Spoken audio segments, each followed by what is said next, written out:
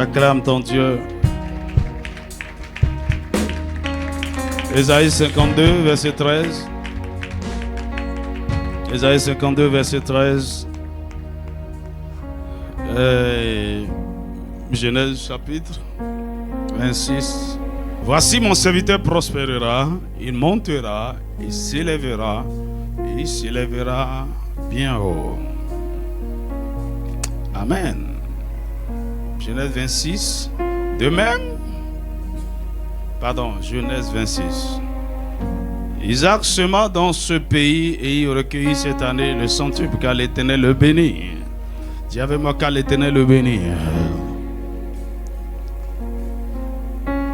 Cet homme devint riche et il alla s'enrichissant de plus en plus jusqu'à ce qu'il devint fort riche.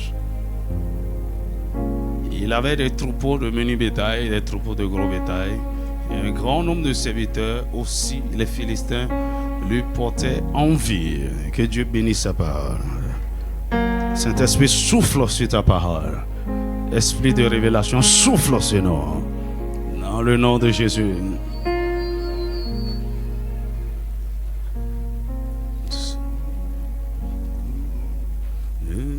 Esprit de révélation. Souffle sur nous, souffle sur nous, viens, esprit de révélation, souffle sur nous. Est-ce que tu peux lever ta main? Esprit de révélation, souffle sur moi. Viens, viens, viens, viens, viens. Esprit de révélation, souffle sur nous, souffle sur nous, viens, viens, viens, viens, viens, esprit de révélation, souffle, souffle sur nous. Souffle sur nous. Amen. Vous savez, le christianisme est basé sur la révélation. Tout commence par la révélation. Jésus a dit à Pierre, à cause de cette révélation que tu as eue, concernant qui je suis, concernant ma personne, sur cette révélation devient une pierre, une fondation sur laquelle je bâtirai mon église. Non pas sur Pierre, non pas sur Simon Pierre, mais sur la révélation de qui il est. Dis-moi amen. Et je vous disais dimanche que tout ce que vous voulez faire, ça doit commencer par une révélation en tant qu'enfant de Dieu. Ça doit commencer par une lumière. Une lumière doit jaillir. Au commencement étaient les ténèbres, le chaos, le désordre sur la terre. La Bible dit les ténèbres couvraient la terre. Mais la première des choses dont Dieu avait besoin pour commencer la création était la lumière. Tout commence par la lumière. Cette révélation devient la fondation sur laquelle votre vie est établie. Dis-moi amen. Non seulement vous devez avoir une révélation de Dieu, vous devez avoir une révélation de vous-même. Parce que lorsque Dieu se révèle à vous, c'est pour que vous découvrez en lui. Dis-moi amen. Parce qu'il est votre Père, il est la source. Vous êtes issus de lui. Vous êtes l'expression de la parole qui est sortie de sa bouche. Le découvrant, avoir une révélation de Dieu, c'est vous connaître vous-même. Dis-moi amen. Et quand vous avez cette révélation de vous, cela constitue une fondation sur laquelle vous pouvez bâtir Par exemple, quand vous avez une révélation de votre identité, de qui vous êtes, vous n'avez aucune idée de ce qui commence par là. Ça vous affermit, ça vous établit dans l'autorité. Dis-moi amen. Tu vois, j'ai le courage et j'ai l'audace de faire certaines choses à cause de la conscience, de la révélation que j'ai de qui je suis entre les mains de Dieu et ce qu'il m'a appelé à faire. Dis-moi amen. C'est pourquoi notre marche, lorsque vous voulez marcher avec Dieu, tout commence par... En fait, tout dépend de comment ça a commencé. C'est-à-dire, quelqu'un qui veut marcher avec Dieu, tout commence d'abord par une rencontre avec Jésus. Et de cette rencontre, il y a une révélation que tu as de Jésus. Dis-moi amen. Et c'est sur ça que ton salut est établi. Maintenant, à partir de là, on peut commencer par marcher. Maintenant, si c'est une confession vide, parce que tu as entendu un message émouvant, tu dis, waouh, si tu n'acceptes pas Jésus, tu vas en enfer. Dis, ouais, vraiment, ok, je viens, j'accepte Jésus. Il dit, confesse, répète, Seigneur Jésus, je te donne ma vie, allez, je t'accepte. Tu le fais même dans la peur. Tu n'as rien commencé. Quand ça ne commence pas là, tu vois, c'est les gens qui vous fatiguent. Je sais de quoi je parle en tant que pasteur. Quand quelqu'un raconte Jésus, moi, je suis tranquille. C'est les gens qui vous donnent la paix, qui progressent, qui avancent naturellement avec Dieu. Tu ne forces pas les choses. Parce que tout devient... Quand il entend un bout de parole venant de Dieu, ça devient un livre. Parce que l'esprit de révélation travaille avec lui. Je prie que l'esprit de révélation descende sur toi.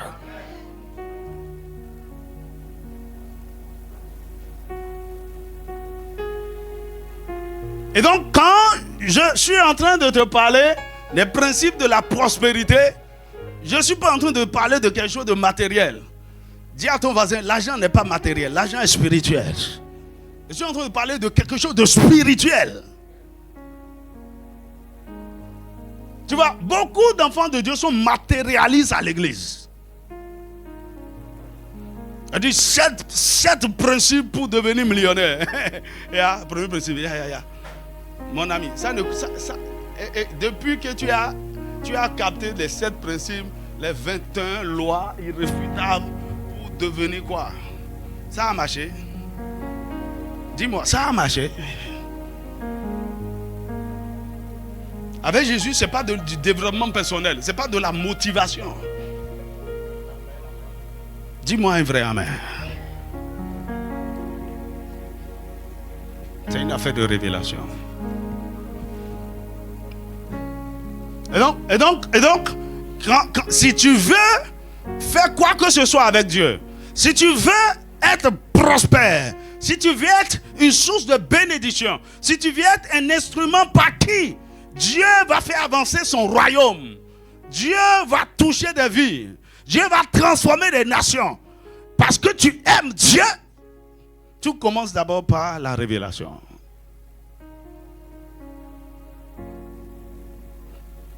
Dis-moi amen.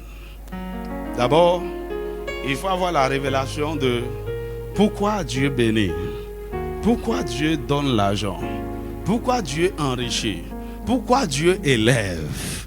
En nous regardons dans la Bible, Dieu a béni des hommes. En particulier, il a commencé par Abraham. Il a béni, il a rendu grand, il a rendu puissant. Mais pourquoi? Pourquoi il a donné même l'instruction, la direction à Isaac pour qu'il prospère dans la famine?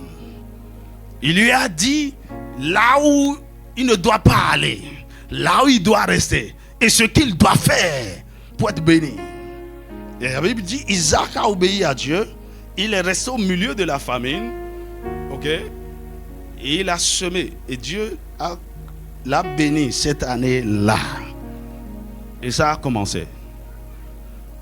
Donc, la bénédiction d'Abraham, d'Isaac, non seulement ça a coulé d'abord d'Abraham le père, ok, mais Isaac aussi avait besoin d'établir une fondation. Et cette fondation est venue par la révélation qu'il a eue par rapport à Dieu. Il ne s'est pas contenté de la révélation que son père Abraham a eue de Dieu. Il a rencontré aussi lui-même Dieu. Dis-moi amen.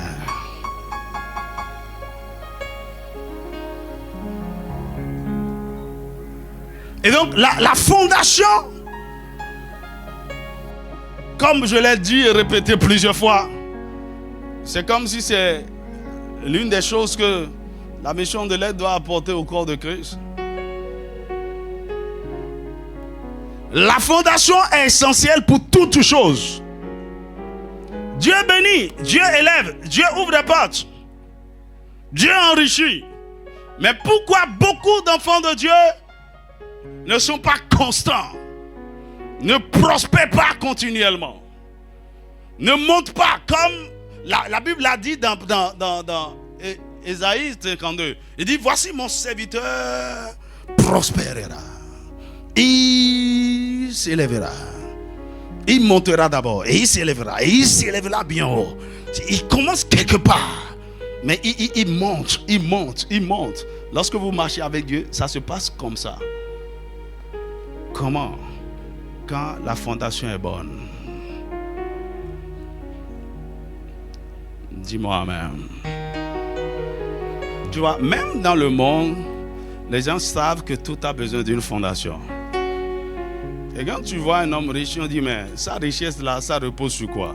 Parfois, c'est sur des sacrifices humains. Parfois, il a fait une alliance, il est dans une fraternité, il est dans un loge. Il y a une dimension spirituelle qui soutient ce qu'il est en train de faire. Tout ce que les gens voient comme l'expression de la richesse, c'est spirituel. Et il a des rituels, il a des sacrifices de renouvellement d'alliance, et toutes sortes de choses. Et donc quand nous marchons avec Dieu, nous devons savoir qu'avec Dieu, c'est avant tout une affaire de fondation. Dis-moi amen. Et je vous ai dit que le premier principe fondamental pour établir une fondation pour la prospérité en général, okay? La prospérité spirituelle, la prospérité émotionnelle, la prospérité mentale, la prospérité sociale, la prospérité financière, la prospérité ministérielle, la prospérité professionnelle.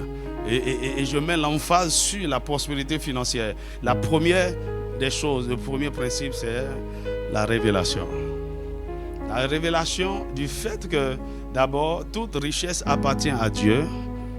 Et à part la chute, toutes les richesses de la terre ont été transférées entre les mains de Satan. Mais par Jésus-Christ et par l'œuvre de la croix, il y a eu un retransfert entre les mains des enfants de Dieu. La révélation doit partir de là d'abord. Mais là, c'est encore quelque chose de général. Mais en ce qui vous concerne personnellement, le Seigneur doit vous parler, il doit vous montrer quelque chose. Dis-moi amen. Soit directement par son esprit, soit par sa parole. Une révélation basée sur la parole. Et que tu trouves ça, tu dis, ouais, c'est fini, c'est fini, c'est fini. Et à partir de là, cette révélation commence par changer ta manière de penser, ta manière de voir, ta manière de percevoir le monde, ta manière de t'approcher de l'argent, ta manière de gérer l'argent. Cette révélation t'amène à commencer par vivre d'une certaine manière. Puisque tu sais que tout t'appartient à Dieu et que rien ne t'appartient. Tu es juste un intendant. Et ton cœur doit être disposé à tout moment lorsque le propriétaire vient demander ce qui lui appartient. Dis-moi un vrai amen. Il nous a demandé de certains principes de base. Ça fait partie du pilier, par exemple, le principe de la dîme. Pourquoi beaucoup de gens luttent avec ça? Parce que tu n'as pas la révélation. C'est que tu n'as pas, c'est-à-dire ce dont tu n'as pas la révélation, tu n'as pas compris. Est-ce que tu n'as pas compris? Ça n'a pas encore pris possession de tes pensées. Et si tes pensées ne sont pas contrôlées, tu ne peux pas agir conformément. Impossible. Pourquoi beaucoup de gens, écoute ici, il y a beaucoup de choses, tu sais que c'est mauvais. Mais pourquoi tu continues de faire? Pourquoi? Tu sais juste, tu as juste une information. Tu n'as pas une révélation de ça. On t'en parle, on te dit, on te donne des conseils. Ah, c'est dangereux, hein? Quand la personne finit de parler, n'importe quoi.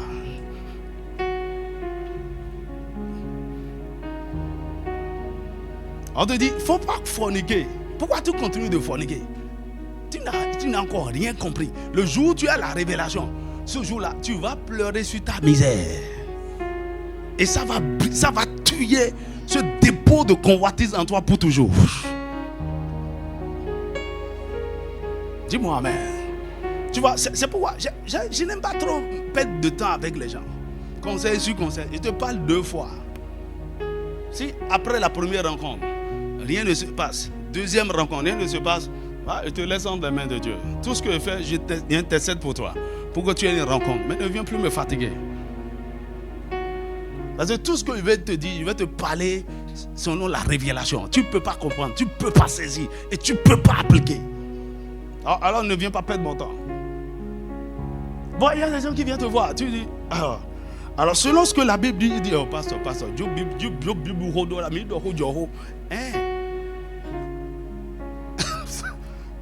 il faut laisser la Bible là. Comment on va faire? Il faut sortir de mon bureau. On t'a dit que je suis marabout ou bien.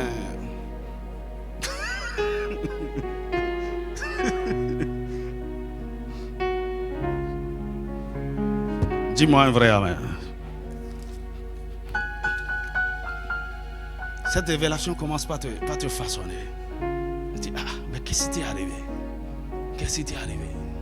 Mais tu as changé, hein? Tu n'es plus... Attends. Mais tu parles différemment, oui. La révélation, ça te change totalement. Écoute, et tu sais qu'il y a un style de vie qui caractérise les riches. La révélation va t'amener à entrer dans ce style de vie. Il y a des choses, on n'a même pas besoin de t'enseigner. Si l'esprit de la chose te saisit, c'est fini. On n'a pas besoin de t'enseigner. C'est vrai que la sorcellerie, par exemple, est basée sur des lois, sur des principes. Il y a des livres de sorcellerie et tout. Mon ami, mais les sorciers savent comment gagner du temps. On n'a pas besoin de t'enseigner toutes les sciences de la magie, de comment on te donne l'esprit de la sorcellerie. Et ça arrête tout. La révélation viendra parce que tu as l'esprit. Dis-moi un vrai amen. Que l'esprit de révélation entre en toi. Que l'esprit de Jésus entre en toi. Que l'esprit de la prospérité entre en toi. Dis-moi un vrai amen. Maintenant,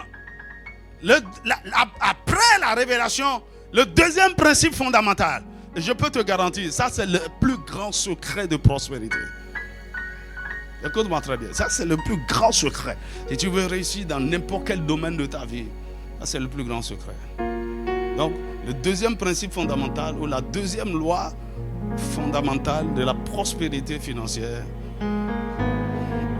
c'est la loi de l'amour et de l'affection pour Dieu. L'amour pour Dieu, l'affection pour Dieu, aimer Dieu.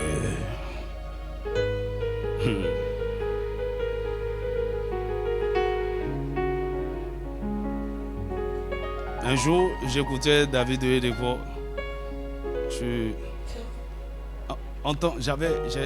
J'ai des centaines de ces messages sur la prospérité, sur la foi, sur ceci.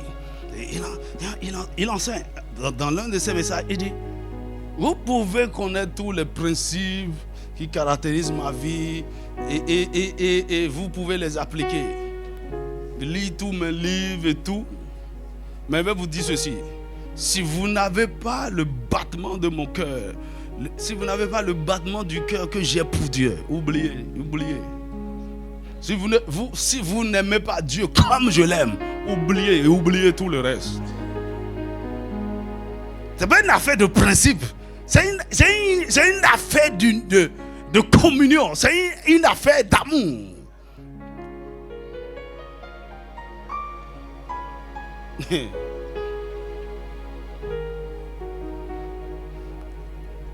Est-ce que Dieu t'aime? Oh, tout le monde peut chanter ça. Et tu peux même démontrer ça. Je dis, ça c'est pas l'amour, ça. Attends, je vais te démontrer. Écoute, les gens se vantent même du fait que Dieu les aime. Ils se vantent, ils sont contents. Ils donnent des témoignages, ils disent, oui, regarde, c'est-à-dire moi là, je suis sûr que c'est moi que Dieu aime plus que tout le monde. Maintenant, pourquoi tu te vantes de quelque chose qui n'a rien à voir avec toi? Dieu t'aime plus que tout le monde là. Qu'est-ce que tu as mis dedans? C'est comme si il y avait quelque chose te concernant qui est particulier. Et puis, à cause de ça, Dieu t'a aimé spécialement. C'est faux. La Bible nous dit que Dieu nous aime d'un amour éternel. Jérémie chapitre 31, verset 3. Il dit, je t'aime d'un amour éternel. L'amour de Dieu est sans fin. Il dit, à cause de cet amour, je te concède ma bonté. Parce que je t'aime comme ça, je serai toujours bon avec toi. Je vais te faire du bien. Peu importe combien, si tu ne m'aimes pas, si tu es correct, si tu es... Tu vois, j'ai parlé d'un de mes amis qui est là, levé grave. Et un jour, il me dit, je ne comprends pas. Il me dit, je pêche, il me bénit. Je pêche, il me bénit. On dirait que Dieu ne voit pas mes péchés. Je dis, Tu vois, c'est ce qui trompe beaucoup de gens. Tu déconnes, tu es en train de faire des bêtises, des conneries, tout va bien. Et là, les portes s'ouvrent. Il y a des contrats, il y a des marchés.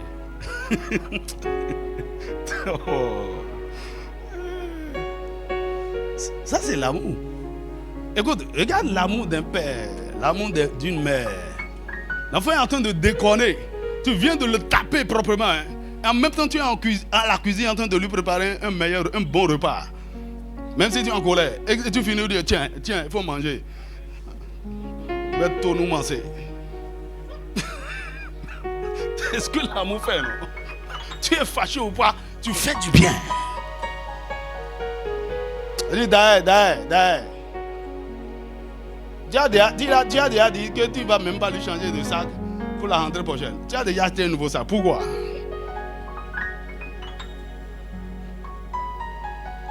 L'amour, c'est comme ça. L'amour fait du bien.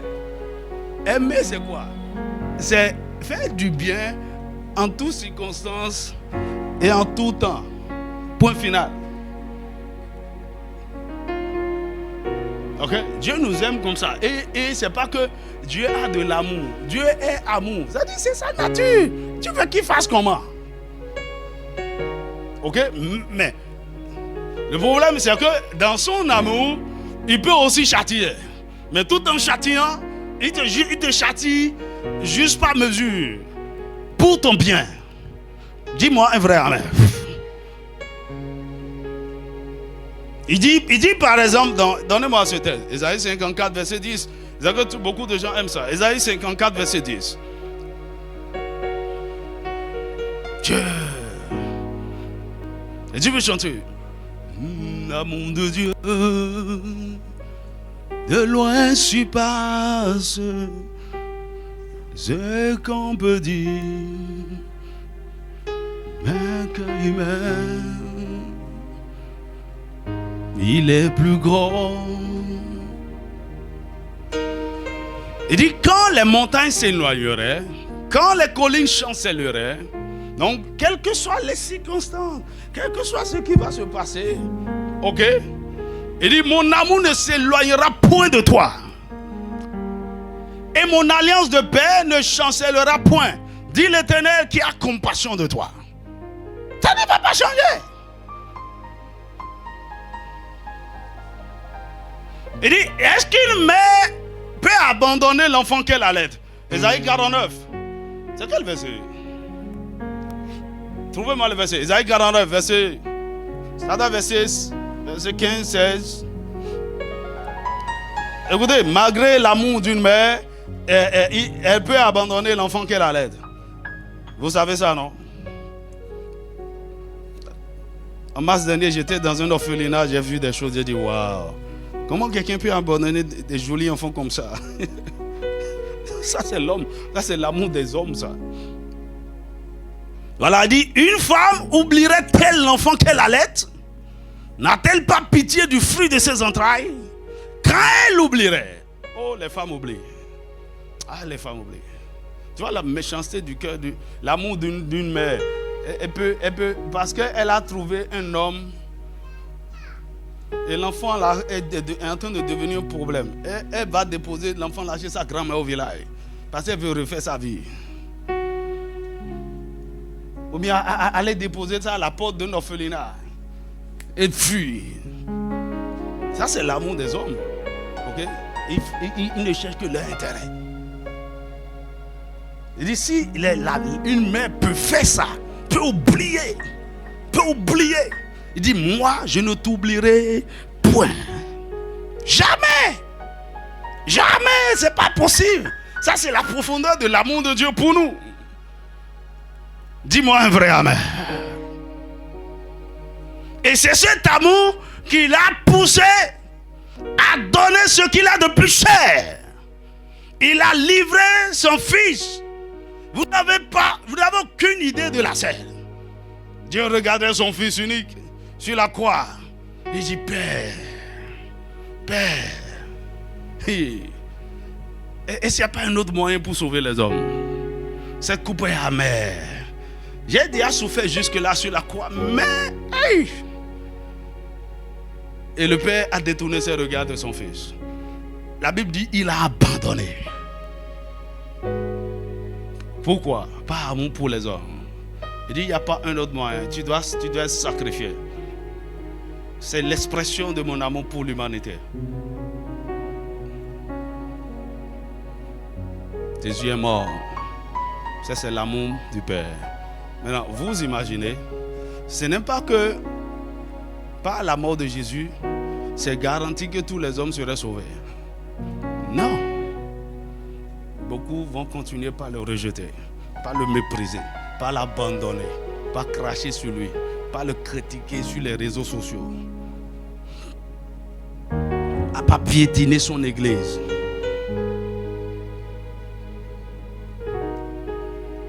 Dieu le savait. Il dit, lorsque nous étions encore pécheurs, Christ est mort pour nous. Il n'a pas attendu que nous soyons repentis, non, il est mort. Ça c'est l'amour de Dieu. Maintenant il dit quelque chose donnez-moi ça, Romains chapitre 8, verset 31 à 32. Romains chapitre 8, Romains chapitre 8. Tu vois, beaucoup de chrétiens se glorifient de ce passage-là.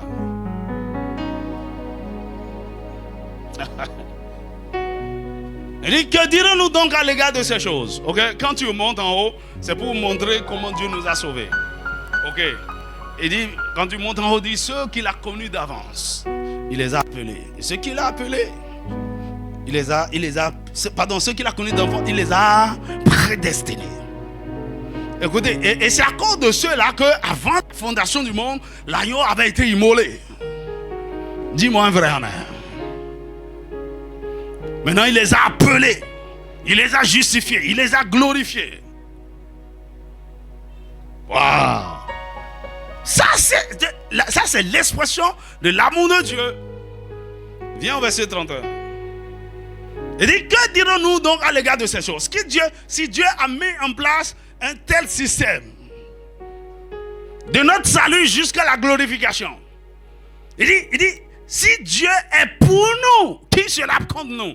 Ça veut dire qu'il nous aime tellement, il est pour nous, il est de notre côté, il est plus engagé à notre salut, à notre bien-être, à notre justification, à notre gloire sur la terre. Il est pour nous.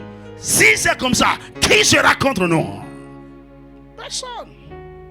S'il s'est engagé ainsi, s'il a livré son fils Il dit, lui qui n'a point épargné son propre fils, mais qui l'a livré pour nous tous, comment ne nous donnera-t-il pas aussi toutes choses avec lui?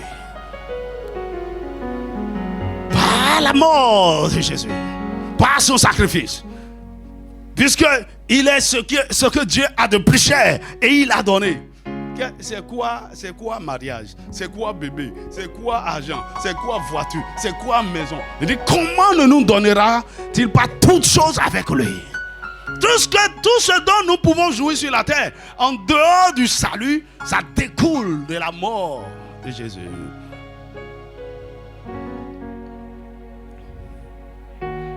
Comment ne nous donnera pas toutes choses? Il nous donne toutes choses. Il nous donne toutes choses. Par amour.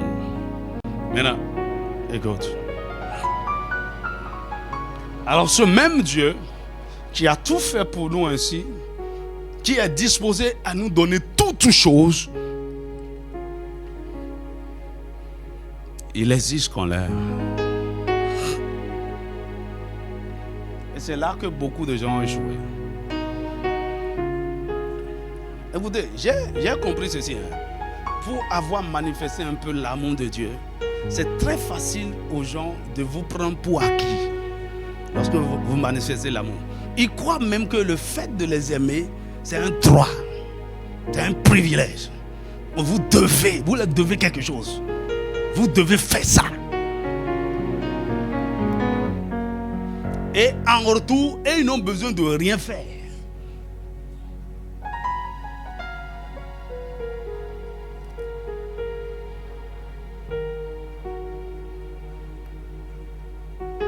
Quelqu'un que je ne connais de nulle part, ni d'Adam, ni de quoi, pas ses parents et tout, rien, que j'ai récupéré, dont j'ai pris soin, je nourris pendant des années, se lève contre moi. Et sa plainte, pour tout résumer, c'est que je ne prends pas bien soin de lui.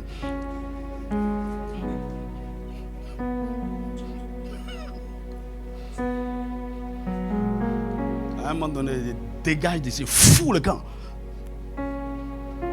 Je suis allé devant Dieu, j'ai dit, Seigneur, donne-moi cette permission. Je finis avec ça, je vais sacrifier ça là.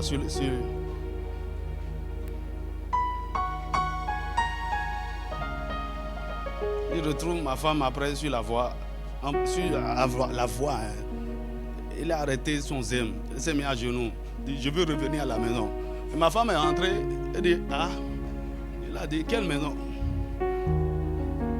Tu veux revenir dans quelle maison?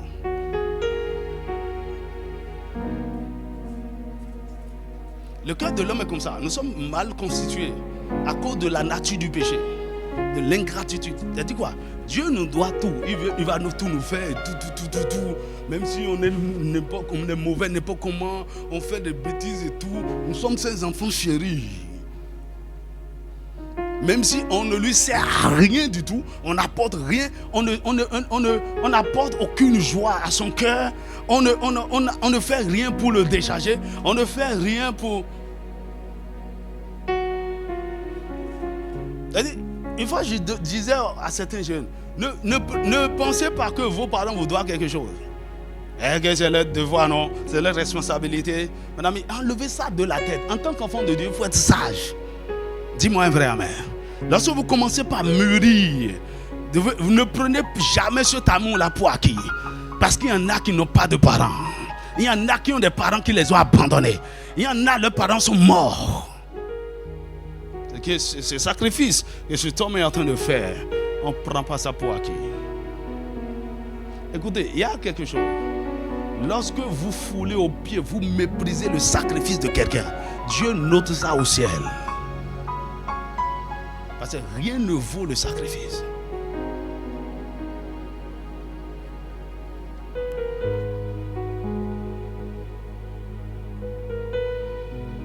C'est pourquoi la main qui t'a une fois nourri, la bouche qui t'a une fois béni, on n'attaque pas ça. Fais jamais ça. À cause de quoi? Tu veux devenir quoi? Tu veux signer ta mort, ta destruction.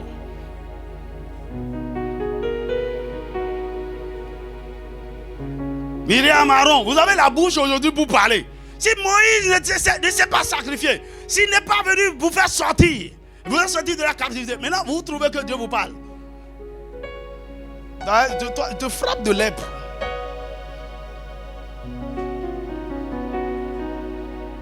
Tu vois, la mentalité de privilégié, tout même mentalité. Ouais. Une fois j'étais allé quelque part pour négocier, et puis j'ai vu une femme qui gère les trucs là, et puis quand on parlait, on a laissé ce qui m'a amené, on parlait de Dieu. Il dit, oh moi, avec Dieu c'est autre chose. Hein. Il dit, quand ça ne va pas, je rentre chez moi, je prends une chaise, je dis, Dieu, viens t'asseoir, on va parler. Il dit, quand je lui dis la vérité, chap, il agit.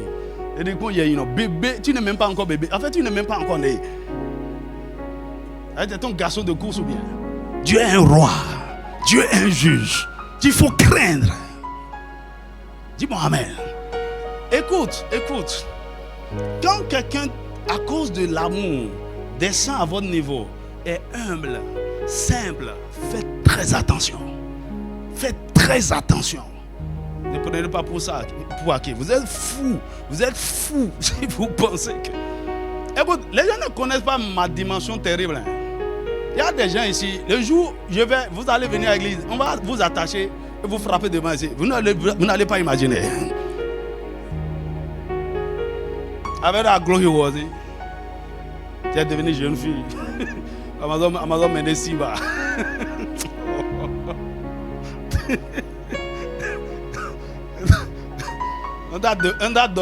Quelqu'un d'autre t'a donné à manger.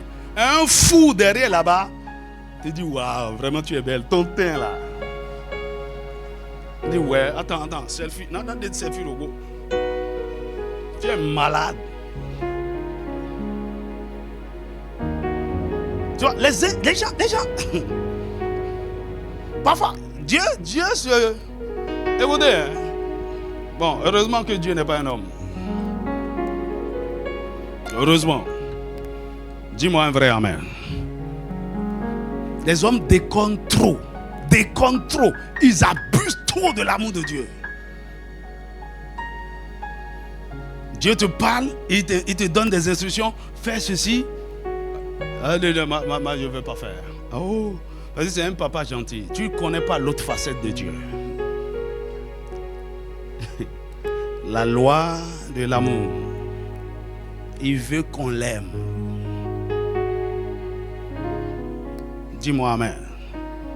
Vous êtes mariés ici. Ne prenez pas le sacrifice et les responsabilités de votre mari. Je parle aux femmes. Pour acquis. Apprenez à honorer cet homme. Apprenez à lui dire merci pour ce sacrifice. Apprenez à lui retourner l'ascenseur d'une manière ou d'une autre. Apprenez à lui faire plaisir, à réjouir son cœur.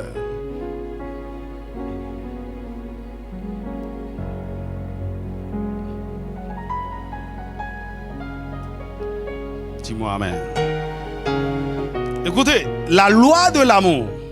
Laissons cette dimension. Dieu nous aime. Ça, c'est une réalité, une vérité. Tout est clair. Aide-moi à demander à ton voisin, est-ce que tu aimes Dieu?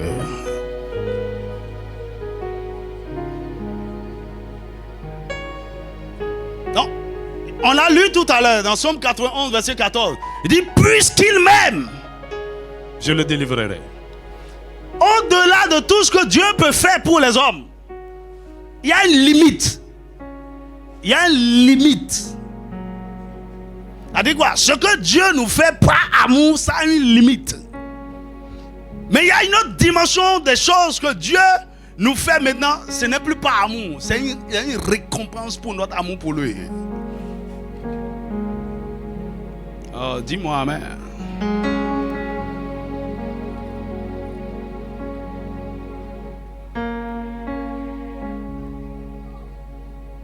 Tu vois, il y a une différence entre quelqu'un qui est juste une femme à la maison. Juste femme à la maison. Elle a fait des enfants. Et puis, le mari a su sa responsabilité. Elle lui donne de l'argent, tout. Il y a une différence entre ça, entre quelqu'un qui est vraiment dans l'intimité de son mari. Hello.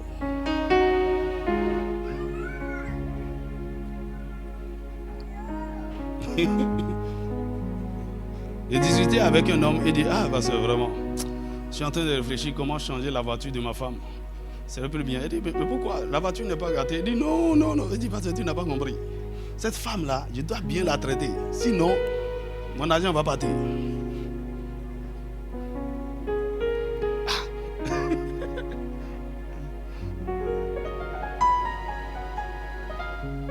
Ça, c'est une autre dimension. Ce n'est pas juste une femme au foyer qui assume ses responsabilités. Elle est entrée dans quelque chose. Elle dit, ma femme, c'est elle qui gère tout. Elle a mis tous les comptes. Elle a tout. Il y a un homme, tout ce qu'on a une femme. On sait comment les femmes dépensent.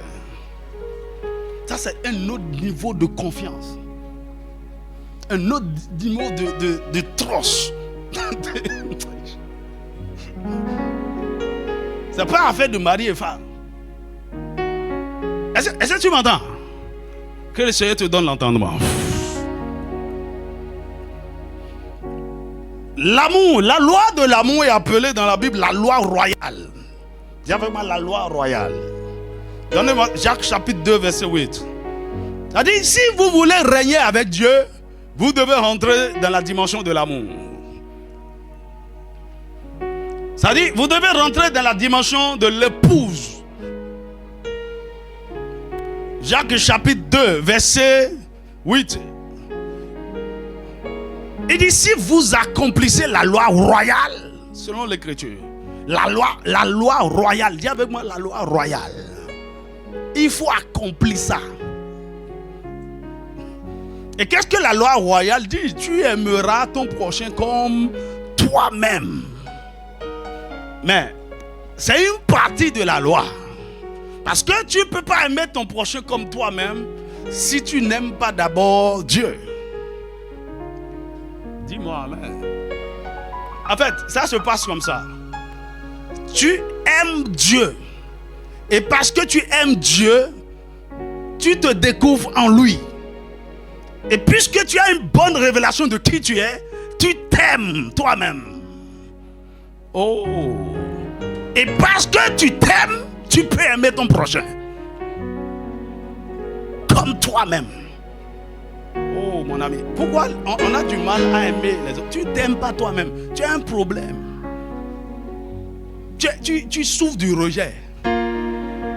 Jusque-là, à 27 ans, tu n'aimes pas ton corps. Regarde-moi ce nez épaté là. Il faut couper. Parce qu'en fait, tu penses même que tu es le corps. Tu ne sais pas que c'est juste une enveloppe. Ce qui est dedans à l'intérieur. Tu ne sais pas qui c'est.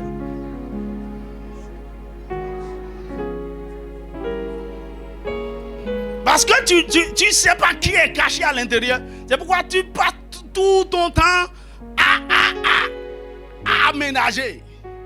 Tu es devenu aménagiste de territoire.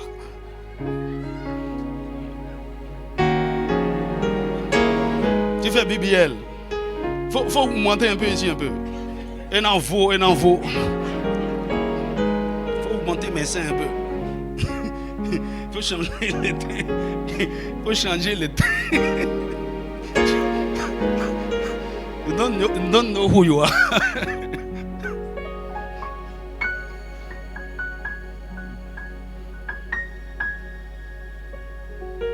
Parce que tu es tellement entré dans son intimité. Et tous les matins, celui qui t'a créé dit, oh ma fille, tu es belle aujourd'hui. Waouh.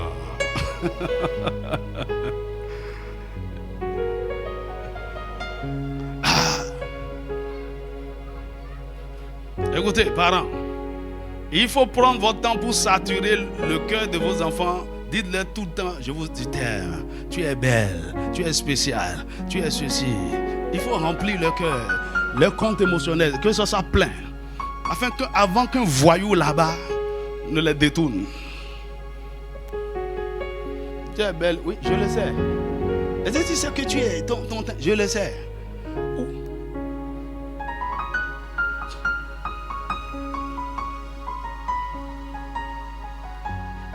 Maintenant, parce que tu as découvert l'amour de Dieu. Tu aimes Dieu. Tu aimes les frères. Tu aimes Dieu. Tu es dans la loi royale. Dans cette dimension, tu es prêt pour régner avec Dieu. Dis-moi amen. Dis-moi un vrai amen. C'est la loi suprême. Écoute ceci. Le degré de ton amour pour Dieu déterminera le niveau de tes bénédictions, le niveau de tes prospérités, le niveau de tout ce que Dieu peut te confier.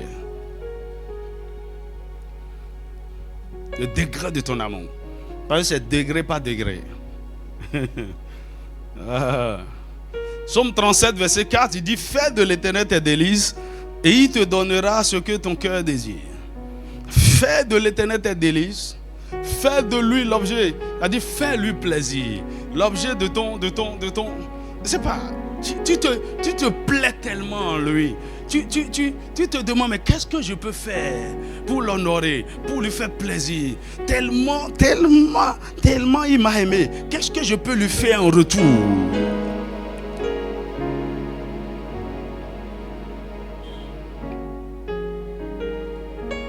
Hey, parce que tu aimes tellement cet homme. Il dit: tu fais de lui tes délices. Il dit quoi? Tu trouves du plaisir en lui faisant plaisir. Oh, dis-moi amen. Je dis: mais qu'est-ce que je peux faire à mon mari maintenant pour lui faire plaisir?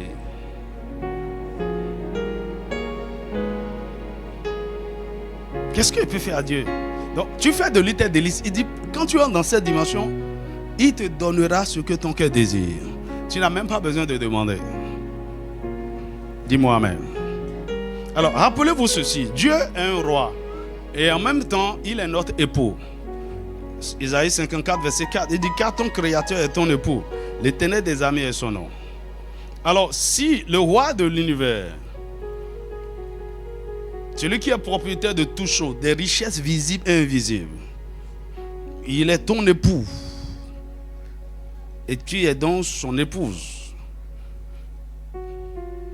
Et en tant qu'épouse, à cause de l'alliance du mariage, tu as accès à tout ce que ton époux a.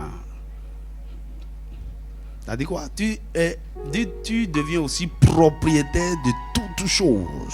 Ça veut dire nous sommes héritiers de Dieu, co-héritiers de Christ. Surtout qu'il t'aime d'un amour éternel. Il est très généreux. Il te donnera toutes choses. Donc si tu veux être vraiment prospère, tu dois développer un cœur plein d'affection pour Dieu. Plein d'affection. C'est le plus grand secret de succès dans la vie. Tu vois, un pharisien a posé la question à Jésus: Maître, quel est le plus grand commandement de la loi? Jésus lui répondit: tu aimeras le Seigneur ton Dieu de tout ton cœur. Dis avec moi: de tout ton cœur, de toute ton âme, de toutes tes pensées. Il y a d'autres versions qui ajoutent: de toute ta force. Et tu aimeras. Il dit c'est le premier et le plus grand commandement. Tu aimeras le Seigneur ton Dieu de tout ton cœur, de toute ton âme, de toute ta force, de toute ta pensée. Tu sais ce que ça veut dire? Aimer quelqu'un de tout son cœur. Ton cœur. Tu donnes. Elle dit: tu engages tout ton cœur dans la relation. De toute ton âme. Tu engages toutes tes émotions, toutes tes pensées, toute ta volonté, toute ta force, toute ton énergie, tout ce qui est en toi, tout ton corps est engagé dans ces relations. Qu'est-ce qui te reste? En fait, aimer Dieu comme ça dit quoi? Vous êtes devenu un possédé. Oh, dis-moi amen. Ça dit quoi? Vous ne réfléchissez plus par vous-même. Vous ne pensez plus par vous-même. Vous ne prenez plus de décisions pour vous-même. Cet homme, il contrôle tout. Vous ne vivez que pour lui. Vous ne respirez que pour lui. Vous n'agissez que pour lui. Tout. Ça, c'est l'amour. Mais Dieu, mais attends. Mais pourquoi tu vas exiger de nous de t'aimer ainsi? Madame, combien de gens aiment Dieu ainsi?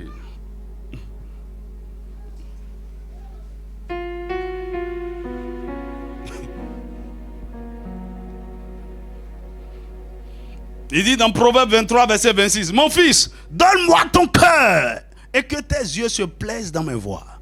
Donne-moi ton cœur et que désormais tu prennes plaisir dans tout ce que je veux faire avec toi. Suis-moi seulement, fais-moi confiance. Donne-moi ton cœur. Mon ami, votre cœur, c'est tout. C'est tout ce que vous êtes. C'est votre personnalité. C'est ce qui vous représente. Si vous le donnez à quelqu'un,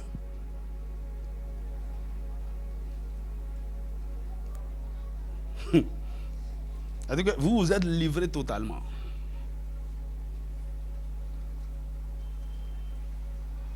Et quand tu donnes ton cœur à Dieu comme ça, tu es en sécurité. Il ne va pas briser ton cœur. Il ne va pas te trahir.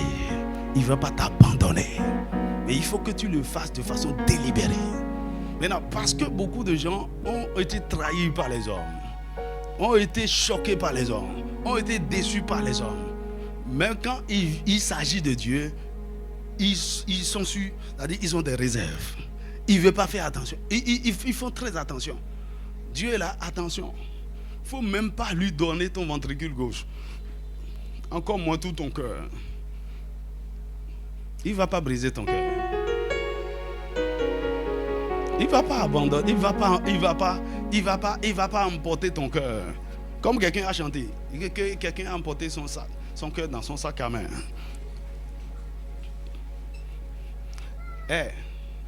Tu connais celui qui a chanté ça? C'est quel nom? C'est un Français là. C'est dans les années 90. J'aimais écouter les solos pour coucher. Et tu entends, mademoiselle, attendez, vous emportez mon cœur dans votre sac à main.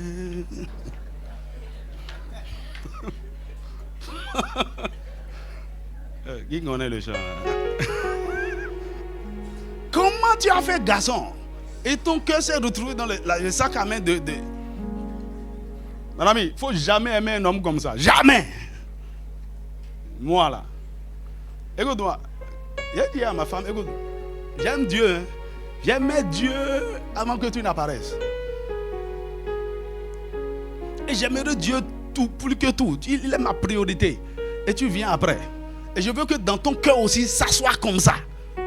Tout mon cœur ne t'appartient pas. Jamais. Tu vois, j'aime ma femme, je suis très attaché à elle, mais je peux vivre en vrai célibataire. Tu sais comment on fait ça? Viens me voir, je vais te donner la stratégie.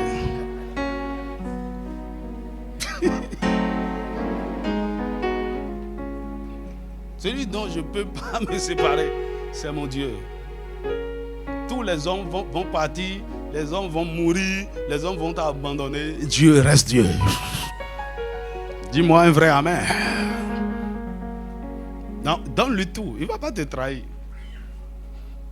Aide-moi à dire à ton voisin, donne-lui ton cœur. Il ne va pas briser ça. Façon Rigobert a brisé mon cœur. En fait, donne-lui ce cœur brisé là, il va réparer. Donne ce cœur brisé à Dieu, il va réparer ça. Écoute-moi bien, ça c'est quand je réfléchissais pour la raison pour laquelle beaucoup de gens ont du mal à aimer Dieu de tout son cœur. Les cœurs sont brisés. C'est à cause des traumatismes, des blessures non guéries. Quelqu'un qui a été abusé, qui a été surtout, qui n'a pas connu l'amour du Père. Ça c'est un mystère. Un jour je vais t'expliquer.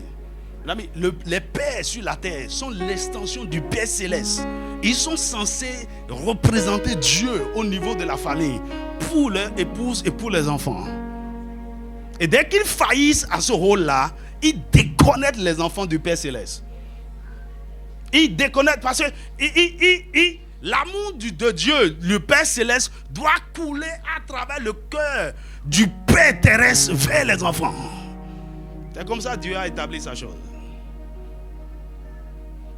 Maintenant, voici, c'est le Père qui abuse, qui a maltraité, qui ne fait pas attention à l'enfant. Son cœur est déjà malade. Maintenant, quand il vient à Jésus, il dit, tu dois aimer Dieu. En fait, il n'arrive même pas à voir Dieu comme un père. Et même s'il le voit comme père, il regarde Dieu à travers les filtres de son Père terrestre.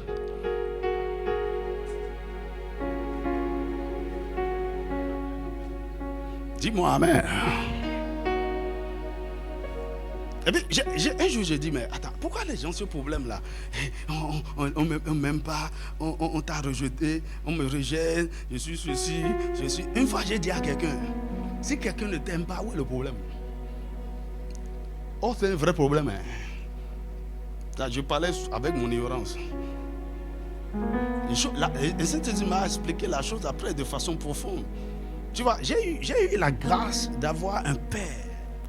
Tu vois, je regardais mon père comme, c'est pas. Ça, c'est une grâce. Tu vois, je l'aime tellement. En fait, je voyais Dieu à travers lui. Il dit je ne veux pas t'expliquer. Et Saint-Esprit m'a dit, ça a préservé ton cœur. Et c'est ça qui a disposé ton cœur à m'aimer comme tu m'aimes. Ça n'a pas été ainsi pour tout le monde. J'ai dit, ok.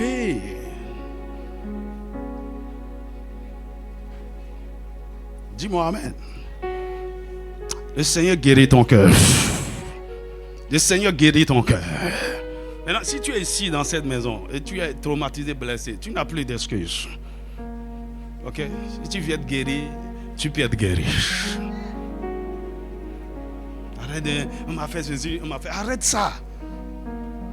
Ton avenir est devant. Il faut oublier le passé. Et s'il y a quelque chose qui te retient par rapport à ton passé, on peut t'aider à guérir. Dis-moi un vrai amen. Parce que, écoute, si ton cœur n'est pas disposé à aimer Dieu pleinement, ton avenir est déjà hypothéqué.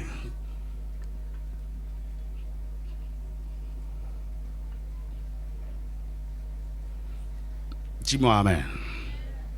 Donc, le texte que nous avons lu là nous montre que quoi? Non seulement Dieu, il veut que nous l'aimons de tout notre cœur, de tout notre corps, mais c'est aussi, ce qu'il demande là, c'est un commandement. Dis-moi amen. Dis avec moi un commandement. Ailleurs dans Jean, parlant de ça, il dit, je vous donne un commandement nouveau. Même si dans l'ancienne alliance, c'était comme une loi, ici c'est un commandement. Qu'est-ce qu'on fait d'un commandement? On obéit au commandement. Violer les commandements de Dieu, c'est péché. Dis-moi amen. C'est-à-dire quoi? Ne pas aimer Dieu comme il l'attend, c'est un péché. En fait, je pensais que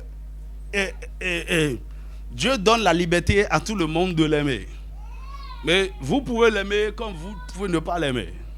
Vous pouvez l'aimer profondément comme vous pouvez l'aimer superficiellement. Le choix vous appartient. Et moi, je dis, en ce qui me concerne, j'ai décidé d'aimer Dieu profondément et passionnément. Et là, j'ai compris. Tout le monde est obligé. C'est pas facultatif. C'est pas que si tu veux, si tu as un bon cœur, il faut m'aimer. Non, tout le monde doit aimer Dieu. C'est un commandement. C'est un commandement. Dans le royaume de Dieu, aimer Dieu, c'est un commandement, c'est un ordre. On n'a pas besoin de ton avis, on n'a pas besoin de ton opinion. Tu obéis à ça. Et ne pas le faire, c'est un péché. Et dans la semaine, je suis tombé sur ce texte. Donnez-moi 1 Corinthiens, chapitre 16, verset 22. 1 Corinthiens chapitre 16, verset 22. Oh, est-ce qu'on est ensemble? Est-ce qu'on est ensemble? 1 Corinthiens chapitre 16, verset 22. Le Seigneur guérit le cœur de quelqu'un. Le Seigneur te baptise de l'amour frère. De l'amour vrai pour Dieu. Alors, lisons ça ensemble. 1, 2, go.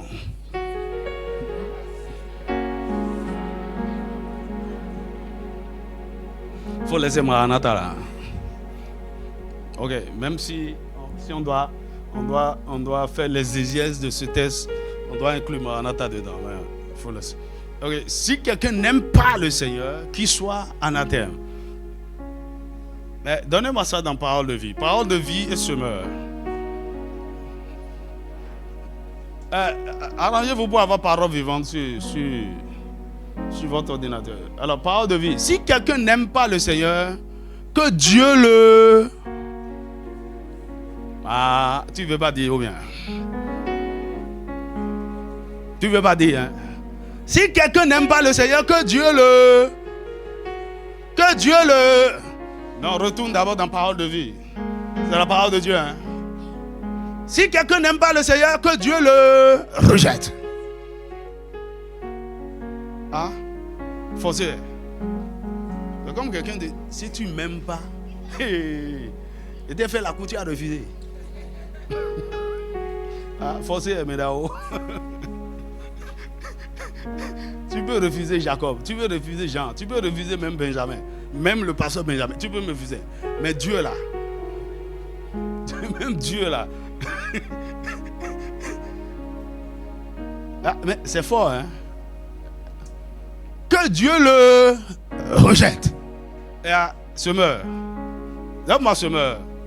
Si quelqu'un n'aime pas le Seigneur, qu'il soit maudit. Uh-huh. Ok, parole vivante. Quelqu'un a parole vivante?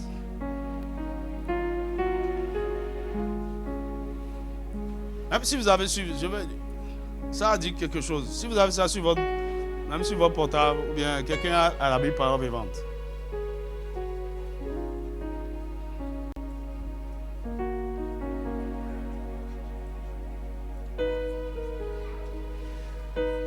Marie Brasso Taliba. Parole vivante. Ah, c'est encore gâté, hein? Il n'a pas sa place où? Forcé, ouais. Mais c'est fort. Tu n'aimes pas Dieu, tu es maudit. Tu n'aimes pas Dieu, tu es rejeté par Dieu. Tu n'aimes pas Dieu, tu n'as pas sa place parmi ses enfants. Tu n'es pas Dieu.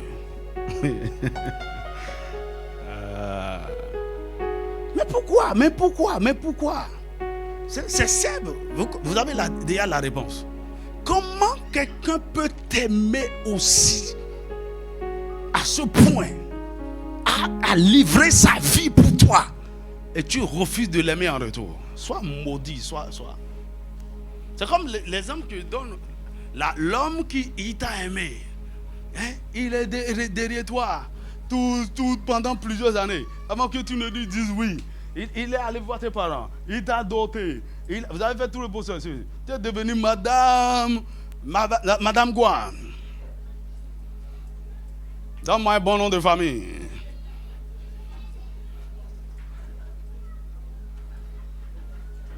Et puis le jour où tu as fait mariage, c'est ça, c'est toi, on voit sur Facebook. Regardez, c'est diamant.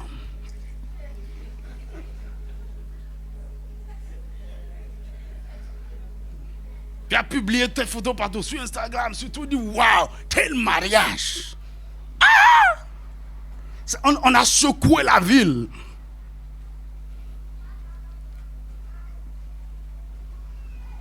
Maintenant, on finit tout ça. Et tu dis, mais là, je n'étais pas forcé pour me marier. Tu restes dans ton coin, tu vis ta vie, je vis ma vie. Tu es maudite. Le ciel te maudit, tu es rejeté, il y a quelque chose qui ne va pas avec toi. Et je vous dis ceci, on n'aime pas celui, on ne marie pas celui qu'on aime. Je répète, on ne marie pas celui qu'on aime, mais on aime celui qu'on a marié. Je m'en fous si tu t'es trompé ou pas, tu n'as pas bien entendu Dieu. Ça fait ton problème. Dis à un ami que tu t'es trompé. Et quoi, si oui?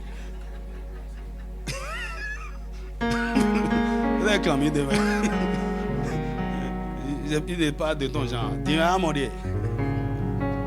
Il n'est pas de ta classe. Il est trop court, mon ami. Si tu veux, tout est possible maintenant par la chirurgie. Augmente la taille. Celui que tu as aimé là, celui que tu as marié là, tu dois l'aimer. C'est by force. Il y a quelque chose qui ne va pas avec toi. On t'aime, tu dois aimer en retour. Tu as été d'accord, tu es rentré dans l'alliance du mariage, tu dois aimer.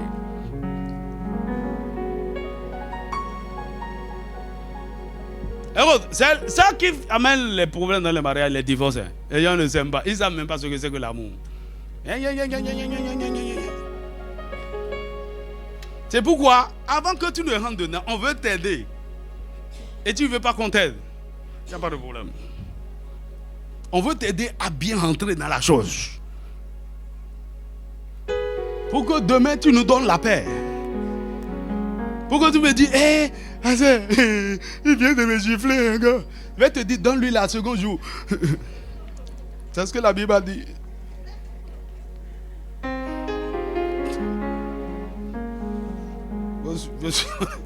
Tu dois aimer.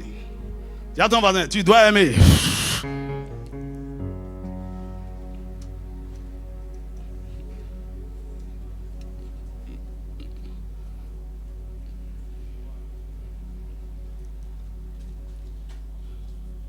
Mais c'est trop fort. C'est trop fort.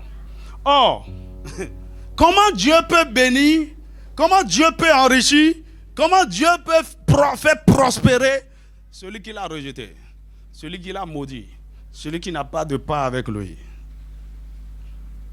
Mes amis, ça c'est le plus grand secret de prospérité, de succès dans la vie. Si tu ne le savais pas, si tu n'aimes pas Dieu, tu es maudit. Tu n'es pas béni. Tu n'aimes pas Dieu, tu es rejeté. Dieu ne te connaît. Il dit tu n'as pas ta place. Il ne te connaît pas. On se connaît.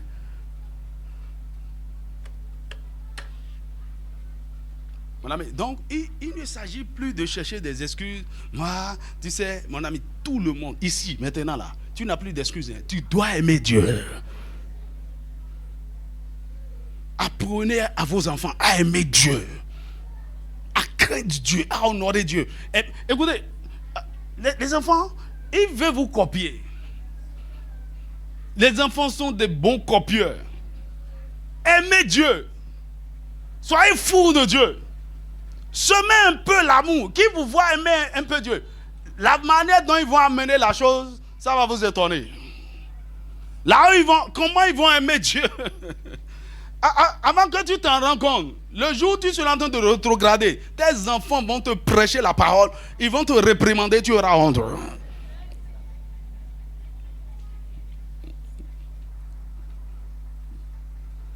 Ils vont te dire, maman, c'est pas ce que tu nous as appris. Hein. Qu'est-ce qui t'arrive? C'est pas ça ce que nous a dit.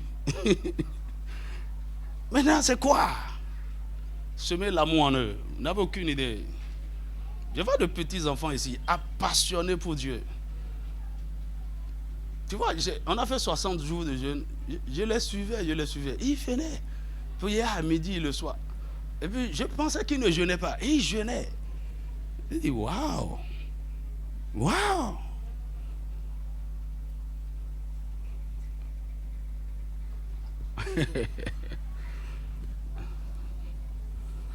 Que le Seigneur nous fasse miséricorde. Vous savez, Ne pas aimer Dieu, ça fait de vous un idolâtre, un suiveur de maman. Parce que, écoutez, il y a deux choses sur la terre. Si vous n'aimez pas Dieu, vous aimez quelqu'un d'autre. C'est aussi simple que ça. C'est-à-dire que vous... C'est pas que je ne t'aime pas. Non. Si vous n'aimez pas Dieu, vous aimez quelqu'un d'autre. Si vous n'aimez pas Dieu, vous aimez maman. Vous aimez le Dieu de l'argent. Vous aimez... Vous savez, maman, c'est le Dieu. Donnez-moi Luc chapitre 16, verset 13. Maman, c'est le Dieu. C'est une principauté qui gère le domaine des possessions matérielles et financières.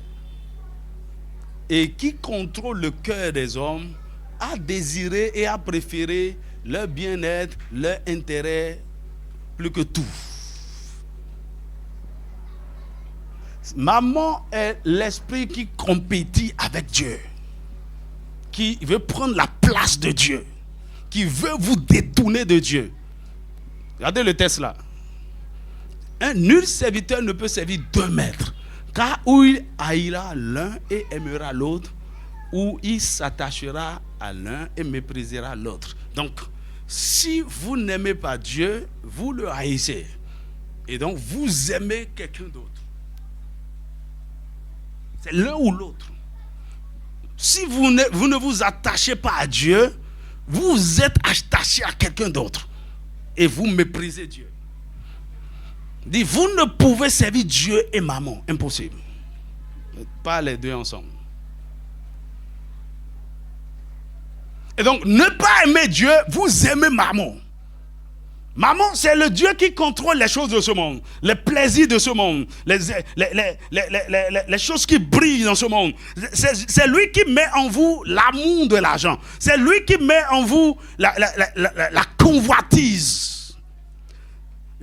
La passion pour posséder, pour poursuivre les choses de ce monde, pour poursuivre votre confort, votre bien-être, pour préférer sacrifier les heures que vous devez donner à Dieu pour aller chercher de l'argent. Il vous donne toutes sortes d'excuses. Ça, c'est maman. Il veut dominer. Il veut que vous l'adoriez. Il veut que il vous contrôle. Tu n'aimes pas Dieu, maman va prendre la place. Tu deviens idolâtre. Écoute-moi bien. Toute personne, tu peux ne pas me croire, toute personne qui n'aime pas sincèrement Dieu, derrière, la personne aime l'argent. C'est tout. Je te résume tout ce que je suis en train de te dire là. Dis non, moi j'aime pas l'argent, mon ami. Viens au laboratoire, il va disséquer ton cœur. Tu vas voir ce qui est dedans. Tu aimes le plaisir, tu aimes ton confort. Tu préfères dormir, tu préfères aller manger, tu préfères aller en pique-nique. Un dimanche, non, tu préfères aller travailler. Et c'est maman qui fait que le boulot qu'on t'a proposé là, il y a dimanche dedans. Et tu dis, ouais, c'est pas un problème. Tu manques l'église. Pourquoi? Pour des raisons futiles.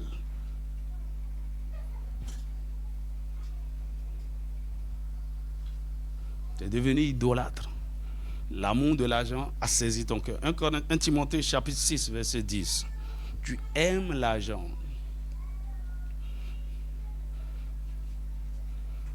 Or, le principe est ceci. Si vous aimez Dieu, il vous donnera le pouvoir de dominer sur maman. Dis-moi amen. Si vous aimez Dieu, c'est pourquoi la première des choses, lorsque vous voulez grandir dans l'amour pour Dieu, il va vous pousser à faire des sacrifices. À sacrifier des choses chères, à sacrifier votre temps, à sacrifier de l'argent, à sacrifier. Par exemple, il y a des gens, leur sécurité se trouve dans leur compte en banque.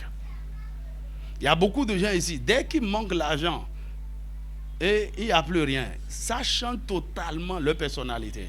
Ils sont irritables, ils sont nerveux, ils sont inconfortables, ils ne peuvent plus prier, ils parlent mal aux gens. Et parce qu'il n'a pas l'argent, il ne vient plus à l'église. Parce que je n'ai pas frère de zème, il faut marcher. Dès qu'on dit, on va faire ceci à l'église, il faut donner. Il a fait ce braque, il est énervé. Projet robot, parce que vous avez voir. Et quoi, si oui, maman, au possédé, oui. Il y a qu'à délivrer, tu as Dieu sous ton main. Dormi.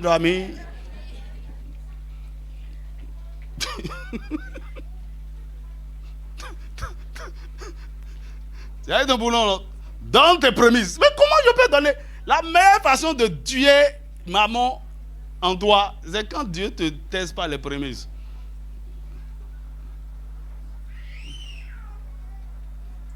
Est-ce que je parle à quelqu'un? Comment on peut donner? Je vais vivre comment? Maman possédée. Oui. Et ceux qui donnent là, demandez-leur comment ils vivent. Ça n'a jamais... Écoutez, je vais vous dire une vérité. Vous n'avez pas besoin de travailler pour manger, pour vous habiller et pour avoir un toit. Vous n'avez pas besoin. Et si tu veux là, je vais prier pour toi. Tu vas perdre ton boulot. Et pendant 3 mois, tu vas rester à la maison. On va voir si tu vas mourir. En fait, c'est ça. En fait, vous vous attachez aux choses bizarres. J'ai eu boulot. On te donne combien?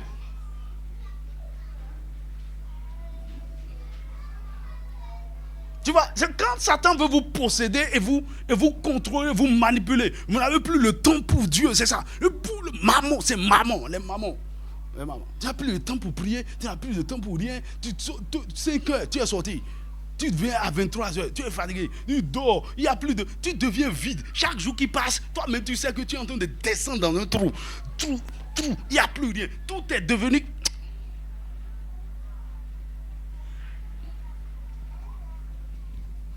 Parce que le but de maman, c'est de vous déconnecter de Dieu. De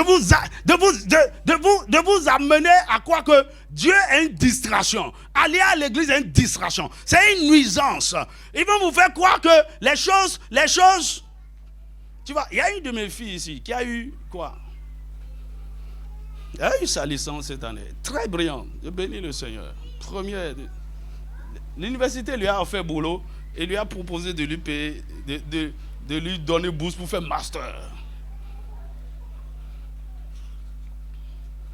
Alors, tu es en train de me regarder. Parce que je sais, ils ont tout. Non, je ne lui ai pas imposé ma volonté. Je l'ai aidé à faire le bon choix. Tu vas croire que ça, c'est quelque chose. Hein? Ce qui m'a énervé, c'est ce que le promoteur lui a écrit. Il a montré qu'il y a des choses essentielles dans la vie. Et c'est d'abord l'argent. Et c'est l'opportunité que les gens sont en train de chercher. Il faut se réaliser dans la vie. Il faut gagner l'argent. Et t'ouvrir des grandes portes de cette profession et tout. Dis-lui que tu n'es pas intéressé. Parce que le truc est quoi? On veut la contrôler. Je connais le système.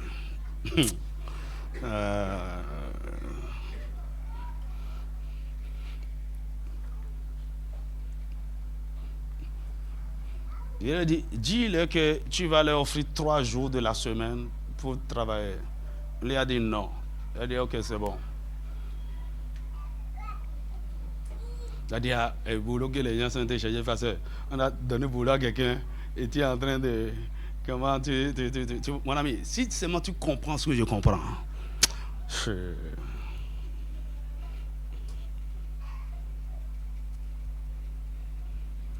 Il dit, rejette l'offre, rejette.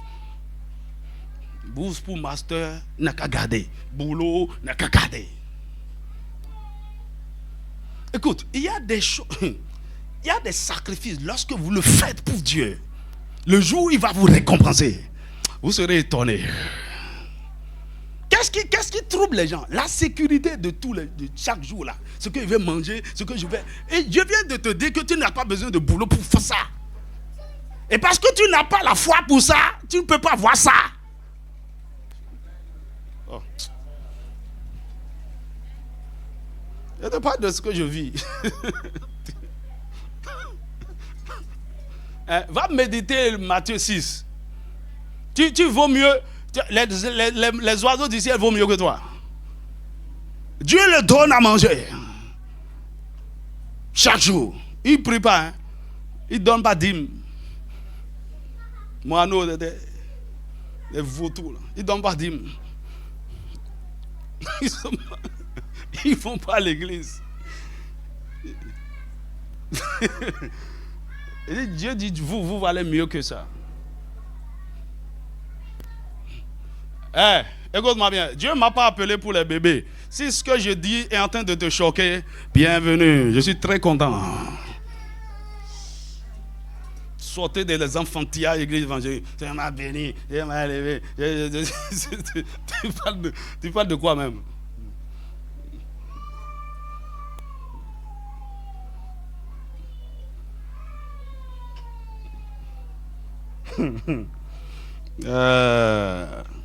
Tu vois, Satan, ce monde est taillé sur mesure. Où Satan veut qu'on donne tout à César et rien à Dieu. Ou bien, ce qui reste, les miettes là, on donne à Dieu.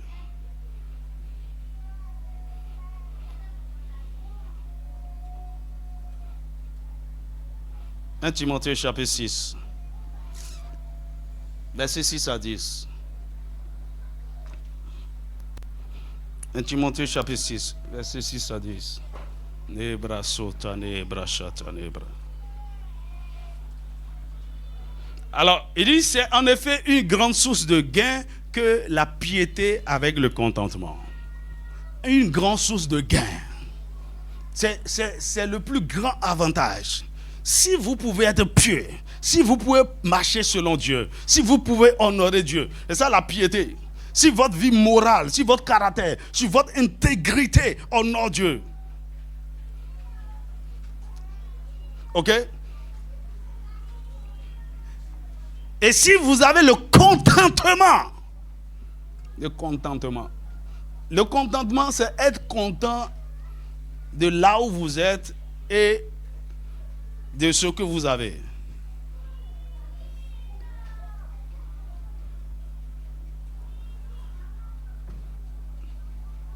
Je suis content de mes revenus, je suis content de ma position, je suis content du fait que je veux, par exemple, est-ce que vous savez que vous n'êtes pas obligé de manger 3 fois par jour?